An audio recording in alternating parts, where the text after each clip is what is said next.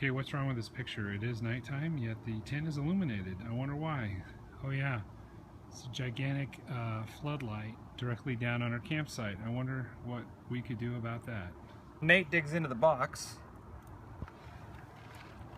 and